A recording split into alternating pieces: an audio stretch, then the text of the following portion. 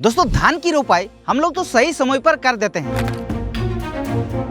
लेकिन रोपाई करने के जैसे 20 से लेकर के 40 दिन का समय आता है, उसके बीच में एक समस्या सबसे ज्यादा देखने के लिए मिलता है और वो होता है कल्ले ज्यादातर नहीं होता है, यानी कि जो फुटाव होता है वो ज्यादातर नहीं होता है, जिसको ट्रेलिंग बोला जाता है। जिसके कारण सीधी सीधी अगर कल्ले कम होगा तो ऑटोमेटिकली पैदावार के ऊपर कमी देखने के लिए मिलता है। लेकिन आज से आप लोगों को इस बात का टेंशन नहीं रहेगा, क्योंकि आज हम आप लोगों को बताएंगे धान की फसल में रोपाई करने के बाद 20 से लेकर के 40 दिन के बीच में कैसे आप लोगों को कल्ले को बढ़ाना है और क्या ऐसा काम करना है, क्या ऐसा खाद डालना है ताकि ज्यादा से ज्यादा कल्ले आएगा, ज्यादा से ज्यादा ट्रेलिंग आएगा और उत्पादन के ऊपर आप लोगों को सीधी डबल देखने के लिए मिलेगा। तो वीडियो काफी इंटरेस्टिंग है, अगर वीडियो को लास्ट तक देखते हैं तो पूरी जानकारी आप लोगों को धान के उत्पादन को बढ़ाने के लिए सबसे महत्वपूर्ण वीडियो आपके लिए होगा। तो चलिए वीडियो को शुरू करते हैं। तो सबसे पहले हम लोग जान लेते हैं कि धान की फसल को जैसे हम लोग रोपाई करते हैं यानी कि ट्रांसप्लांटेशन कर देते हैं और जब 20 से लेकर के 40 दिन के बीच में हो जाता है तो उस समय जो है वो सबसे क्रिटिकल स्टेज होता है, जिसको वेजिटेटिव स्टेज या फिर ट्रेलिंग स्टेज भी बोला जाता है। और वही समय पर सबसे ज्यादा किसान भाई गलती करते हैं, खाद तो डालते हैं लेकिन सही मात्रा में खाद नहीं डालते हैं। और उसके अलावा भी एक बहुत ही बड़ी गलती करते हैं, जब किसान भाई का नर्सरी स्टेज हो जाता है, कंप्लीट हो जाता है, तो नर्सरी स्टेज जो 35 से 40 दिन का समय हो जाता है उस समय ट्रांसप्लांटेशन कर देते हैं। यानी कि जो सही समय होता है ट्रांसप्लांटेशन करने का नर्सरी से उठा करके, तो वो सही समय आप लोगों का नहीं होता है, जिसके कारण आप लोगों का आगे चल के 20 से लेकर के 40 दिन के बीच में वो जो पौधा होता है उसमें आप लोगों का ट्रेलिंग नहीं देखने को मिलता है, ज्यादा फुटाव कल्ले देखने के लिए नहीं मिलता है। तो आप लोगों को ये गलती कभी नहीं करना है। जब आप लोगों का नर्सरी लगभग 25 से 30 दिन का हो जाएगा, उसी समय पर आप लोगों को वहां से उठा करके ट्रांसप्लांटेशन करना है, तभी जाके आगे चल के 20 से लेकर के 40 दिन के बीच में सही से आप लोगों का फुटाव देखने के लिए मिलेगा। लेकिन सिर्फ यही काम करने से आप लोगों का ज्यादा कल्ले नहीं आएगा। उसके लिए सबसे इंपॉर्टेंट जो बात आती है वो होता है खाद का प्रबंधन के बारे में। तो आइए हम लोग थोड़ा डीपली समझते हैं कि खाद को हम लोगों को कौन सी समय पर कौन सी खाद का इस्तेमाल करना चाहिए, तभी जाके आगे चल के आप लोगों का ज्यादा फुटाव देखने के लिए मिलेगा, ज्यादा ट्रेलिंग देखने के लिए मिलेगा। तो सबसे पहले तो धान की फसल में हम लोग 3 स्टेज पर खाद डालते हैं। सबसे पहले जब हम लोग ट्रांसप्लांटेशन करते हैं उस समय पर हम लोग बेसल डोज के तौर पे जो भी खाद है वो डालते हैं, उसके बाद ही ट्रांसप्लांटेशन करते हैं। देन उसके बाद जैसे ही पौधा आप लोगों का 20 से लेकर के 22 दिन के बीच में हो जाता है, उस समय हम लोग सेकेंड तौर पे खाद को इस्तेमाल करते हैं। उसके बाद जैसे आप लोगों का 35 से 40 दिन का धान की फसल हो जाएगा, उस समय हम लोग तीसरा खाद का इस्तेमाल करते हैं।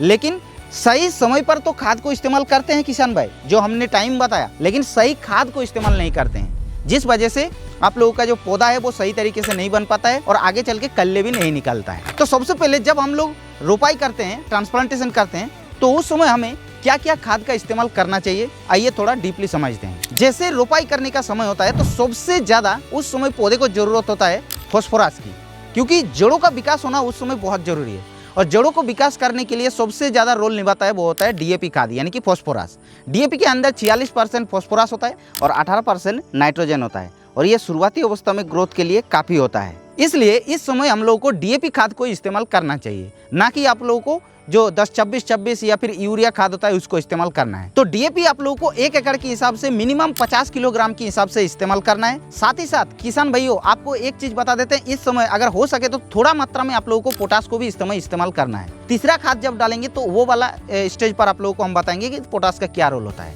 तो बस अगर आपने इस समय डीएपी खाद को डाल देते हैं और रोपाई कर देते हैं तो काफी है। और एक बहुत बड़ी गलती करते हैं किसान भाई, खाद देने से पहले धान की खेत को पानी में भर के रख देते हैं। अगर आप लोग धान की फसल की रोपाई कर देते हैं और रोपाई करने के बाद 3 से 4 इंच लगातार आप लोगों का पानी रहते हैं उस खेत के अंदर, तो आप लोगों का उस खेत के अंदर कल्ले नहीं निकलेगा। क्यों?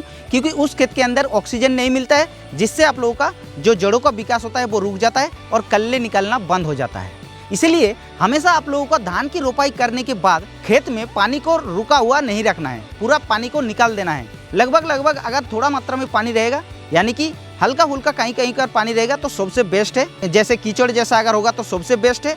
और अगर आप लोगों का इस तरीके से रखते हैं तो निश्चित तौर पे आप लोगों का उस धान के खेत के अंदर अच्छी तरीके से ऑक्सीजन मिलेगा और जड़ों का विकास होगा, तो सीधी सीधी आप लोगों का कल्ले फुटाव ज्यादा देखने के लिए मिलेगा। उसके बाद जैसे धान की फसल का स्टेज लगभग 20 से 22 दिन का हो जाएगा, उस समय हम लोग सेकेंड खाद डालते हैं धान की फसल में। और इस समय हमें सबसे ज्यादा जरूरत पड़ता है नाइट्रोजन का, यानी कि यूरिया खाद का। क्योंकि यूरिया खाद एक ऐसा खाद होता है जो कि पौधे का क्लोरोफिल को बढ़ाना काम होता है और पौधे का ग्रोथ को बढ़ाना काम होता है। और इसलिए यूरिया खाद को इस समय हमें लगभग 1 एकड़ के हिसाब से 40 से लेकर के 45 किलोग्राम के हिसाब से डाल देना है। जी हाँ, लेकिन इस समय एक चीज़ों का ध्यान रखना है, क्योंकि इस समय सबसे ज़्यादा आप लोगों का तना छेदक पत्ता लपेट सुंडी का अटैक होता है।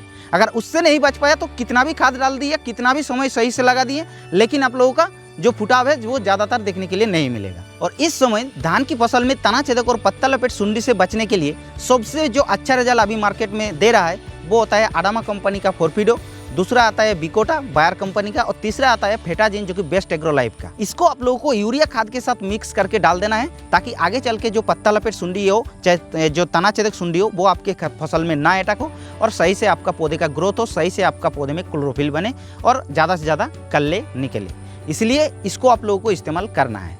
अब इस तरीके से आप लोगों को इस समय सिर्फ ये 2 खाद डालने से नहीं चलेगा। आप लोगों को धान की फसल में इस समय सबसे ज़्यादा और सबसे मेन जो आप लोगों का खाद की ज़रूरत पड़ता है वो होता है जिंक। जिंक एक धान की फसल के लिए अमृत साबित होता है अगर आप लोग इसको सही तरीके से इस्तेमाल करता है।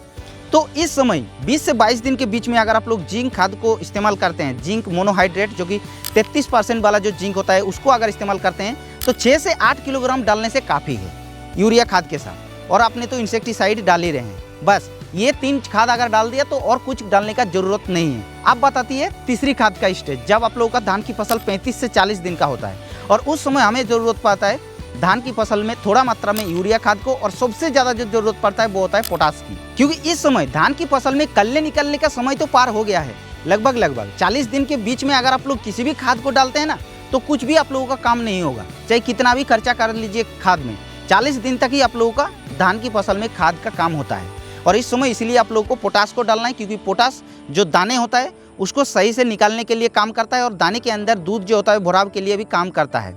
इसलिए पोटास को डालना है। और सबसे बड़ी बात, पोटास को डालने से फसल के अंदर रोग बीमारियों से ऊपर लड़ने के लिए बहुत ही ज़्यादा सहायता करता है और पौधे को बहुत ही ज़्यादा मजबूत बना देता है। इसलिए अगर हम लोग इस समय पोटास को डालकर रख देते हैं तो आगे चल के अगर आप लोगों का ज़्यादा हवा चलता है, पौधे की ग्रोथ सही अगर रहता है तो भी आप लोगों का धान गिरने की समस्या नहीं रहता है। इसलिए इस समय अगर आप लोग 1 एकड़ के हिसाब से 25 किलोग्राम के हिसाब से पोटास को डाल देते हैं तो बस काफ़ी है। तो इतना अगर आप लोग सही समय पर सही खाद डाल दिए हैं तो मैं गारंटी के साथ बता सकता हूँ कि आपकी धान की फसल में कल्ले गिनते गिनते थक जाएंगे, इतना कल्ले निकलेंगे।